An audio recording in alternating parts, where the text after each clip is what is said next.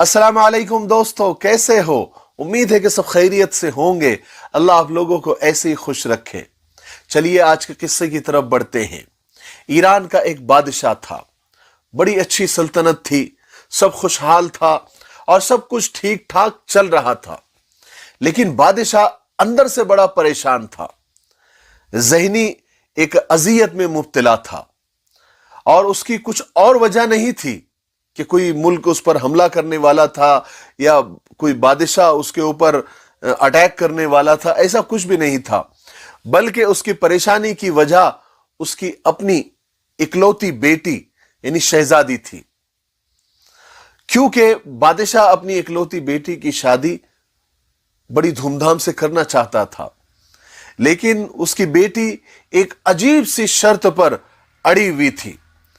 शहजादी की शर्त थी कि जो मेरे 3 सवाल के जवाब देगा, मैं उसी को अक्लमंद और समझदार समझूंगी और उसी से शादी करूंगी, वरना मैं शादी ही नहीं करूंगी।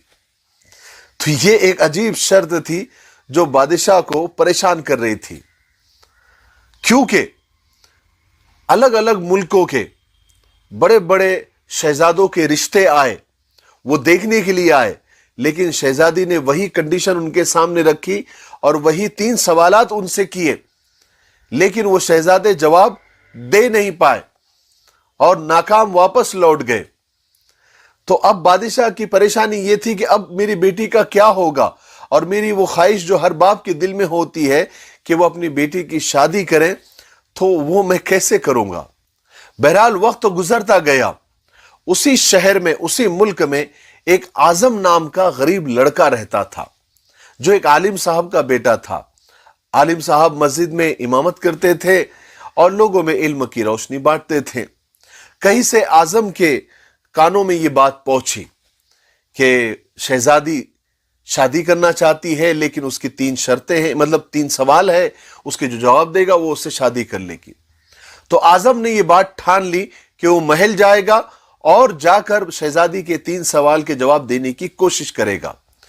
और आजम की ये बात आलिम साहब को पता चल गई कि बेटा महल जाने वाला है और जाकर ये कोशिश करने वाला है।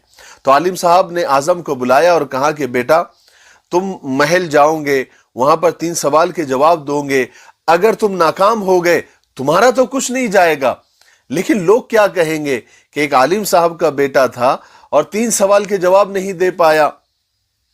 तो आजम कहने लगा, अब्बाजान, बड़े बड़े मुल्कों के अलग अलग शहजादे आए, उन्होंने ट्राई किया, बड़े बड़े वजीर आए, उन्होंने ट्राई किया, वो नाकाम लौट गए, उनका कुछ नहीं गया। मैं तो एक गरीब इंसान हूं, अगर मैं वहां से हार गया तो ज्यादा कुछ फर्क नहीं पड़ने वाला है। अब्बाजान, वो तो एक मुकाबला है, तो कोई हरज नहीं है। तो वो बाप को मनाता रहा। आखिर आलिम साहब मान गए बेटे की जिद के आगे, कहा कि ठीक है। आजम खुशी खुशी महल की तरफ रवाना हुआ और जाकर महल में इत्तला दी कि मैं शहजादी के 3 सवाल के जवाब देने के लिए हाजिर खिदमत हुआ हूं। दरबार ने जाकर बादशाह को इत्तला की। बादशाह फौरन दरबार उसने भरवाया और बादशाह भी हाजिर हुआ, मलिका भी हाजिर हुई, शहजादी भी हाजिर हुई, सारा दरबार सजाया गया और फिर आजम को बुलाया गया। अब शहजादी सामने, आजम नीचे खड़ा हुआ। बादशाह ने अपनी बेटी यानी शहजादी को इशारा किया कि बेटी सवाल करो, जवाब देने वाला तैयार है। तो शहजादी ने पहला सवाल कुछ इस तरह से किया, अपनी उंगली से सिर्फ यूं इशारा किया और वापस अपना हाथ रख दिया, बस यही सवाल था। तो आजम थोड़ी देर सोचा और उसका जवाब कुछ इस तरह से दिया। उसने ऐसे किया और फिर ऐसे कर दिया और बस हाथ नीचे कर दिया। तो शहजादी खुश हो गई कि बिल्कुल सही जवाब, आप राइट है, बिल्कुल सच आपने जवाब दिया।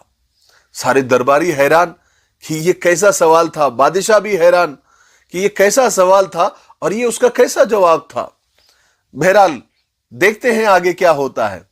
शहजादी ने दूसरा सवाल किया कि अपनी तलवार निकाली, हवा में यूं लहराई और वापस रख दी, बस यही दूसरा सवाल था। आजम ने थोड़ी देर सोचा और अपनी जेब से कलम निकाली और यूं हवा में लहराई जैसे उसने तलवार लहराई थी, اور واپس اپنے جیب میں قلم رکھ دیا۔ تو شہزادی خوش ہو گئی کہ بالکل صحیح جواب، بالکل سچ کہا آپ نے۔ دربار میں آوازیں گونجنے لگی کہ مبارک ہو مبارک ہو مبارک ہو، پورا دربار گونجنے لگا۔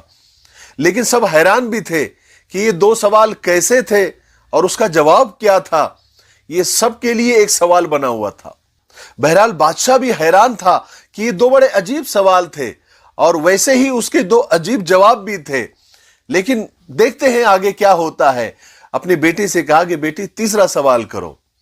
تو شہزادی نے تیسرا سوال کچھ اس طرح سے کیا کہ شہزادی کی کرسی کچھ اوپر تھی اور بہت ساری سیڑھیاں تھی، تو شہزادی جلدی جلدی نیچے اتری اور جلدی جلدی واپس تھک کر جا کر کرسی پر جا کر بیٹھ گئی۔ یہی اس کا تیسرا سوال تھا۔ تو اعظم نے تھوڑی دیر سوچا اور اس کا جواب کچھ اس طرح سے دیا کہ اپنے دل کی طرف اشارہ کیا، ایسے۔ تو شہزادی خوش ہو گئی اور کہا کہ بالکل سچ ہے، اس نے صحیح جواب دیا، اس نے تینوں سوال کے صحیح جواب دیے، میں شادی اسی سے کروں گی، میں شادی کے لیے تیار ہوں۔ اور وہ شرماتے ہوئے اپنے محل کے اندر چلی گئی۔ سارا دربار خوشی کے نعرے لگانے لگا، مبارک ہو مبارک ہو۔ اعظم بھی اللہ کا شکر ادا کرنے لگا کہ وہ اس امتحان میں کامیاب ہو گیا، کیونکہ اس کی قسمت پلٹ گئی تھی۔ لیکن بادشاہ اور درباری سب حیران تھے کہ یہ تین سوال کیا تھے اور اس کے تین جواب کیا تھے۔ بادشاہ نے اعظم سے پوچھا کہ بیٹا یہ بتاؤ اب تفصیل سے کہ یہ تین سوال کیا تھے اور اس کے تین جواب کیا تھے۔ اعظم نے کہا کہ جی بادشاہ سلامت، آپ کی بیٹی یعنی شہزادی نے پہلا سوال کچھ اس طرح سے کیا تھا، تو وہ یہ پوچھنا چاہ رہی تھی کیا تم اللہ کو ایک مانتے ہو؟ تو میں نے اس کا جواب دیا کہ بالکل میں اللہ کو ایک مانتا ہوں اور حضرت محمد صلی اللہ علیہ وسلم کو اس کا رسول مانتا ہوں، میں اللہ کو بھی اور اس کے رسول کو بھی مانتا ہوں۔ یہ اس کا جواب تھا۔ تو بادشاہ نے کہا بہت خوب بہت خوب، ماشاء اللہ۔ بادشاہ نے کہا کہ دوسرا سوال کیا تھا؟ تو اعظم نے کہا کہ شہزادی کا دوسرا سوال یہ تھا کہ وہ تلوار نکال کر جو ہوا میں لہرائی تھی، تو وہ یہ پوچھنا چاہ رہی تھی کہ تلوار سے زیادہ طاقتور کوئی ہتھیار ہے؟ تو میں نے اپنا قلم نکال کر اس کو بتایا کہ یہ تلوار سے بھی زیادہ خطرناک ہے، اس کا جو وار ہوتا ہے یہ تلوار سے بھی خطرناک ہوتا ہے۔ تو بادشاہ نے کہا بہت خوب بہت خوب۔ کہا کہ تیسرا سوال اس کا جواب کیا تھا؟ تو اعظم نے کہا کہ شہزادی نے تیسرا سوال جو کیا تھا وہ یہ تھا کہ وہ تیزی سے سیڑھی سے نیچے اتری اور تیزی سے اوپر چڑھی اور تھک کر کرسی پر بیٹھ گئی۔ تو وہ یہ پوچھنا چاہ رہی تھی کہ میں تو تھک گئی، ایسی کون سی چیز ہے جو تھکی نہیں؟ تو میں نے اپنے دل کی طرف اشارہ کیا کہ انسان کے جسم میں دل ایک ایسا پارٹ، ایک ایسا عضو اللہ نے بنایا ہے کہ جو پیدائش سے لے کر موت تک کبھی نہیں تھکتا۔ جسم تھک جاتا ہے لیکن دل نہیں تھکتا۔ تو یہ میرے تین سوال تھے، یہ اس کے جواب تھے۔ بادشاہ نے اعظم کو گلے لگایا اور پورا محل گونج اٹھا اور شادی کی مبارک بادیاں دینی شروع ہو گئی اور شادی کی تیاریاں شروع ہو گئی، اور کچھ دنوں کے بعد اعظم کی شادی اس شہزادی سے ہو گئی۔ بہرحال اس قصے سے ہم کو یہ سیکھنے کو ملا کہ ایمان مکمل تب ہوتا ہے جب اللہ کے ساتھ اس کے رسول کو بھی مانتے ہیں، جب اللہ کے احکام کے ساتھ ہم رسول پاک صلی اللہ علیہ وسلم کی سنتوں کا بھی اور ان کے طریقوں کو بھی اپناتے ہیں، تب ہمارا ایمان مکمل ہوتا ہے۔ اور آج کی دنیا میں بھی سارے ہتھیاروں سے، تیر، تلوار، بم، بندوق اور گن مشین اور دنیا کے سارے کیمیائی ہتھیار اور سارے کیمیکل والے ہتھیار سے زیادہ آج بھی قلم کی طاقت سب سے بڑی ہے۔ یعنی ایجوکیشن، پڑھائی، تعلیم کی طاقت سب سے بڑی ہے۔ اس لیے قرآن پاک کی جو پہلی آیت تھی وہ یہی تھی، اقرا، پڑھیے۔ اس لیے آج ہم پر جتنے بھی حالات ہیں وہ ہمارے جہالت کی وجہ سے ہے۔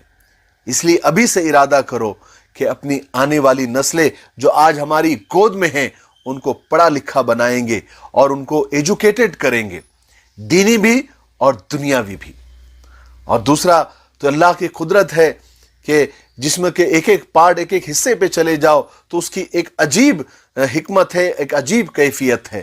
دل دیکھیے، सारी चीजें थक जाती है, सबको आराम की जरूरत होती है, लेकिन दिल एक ऐसा है जो मां के पेट से ही चौथे महीने से ही धड़कना शुरू कर देता है। तो इंसान की उम्र चाहे 100 साल हो जाए, 200 साल हो जाए या 500 साल हो जाए, वो मुसलसल धड़कता रहता है।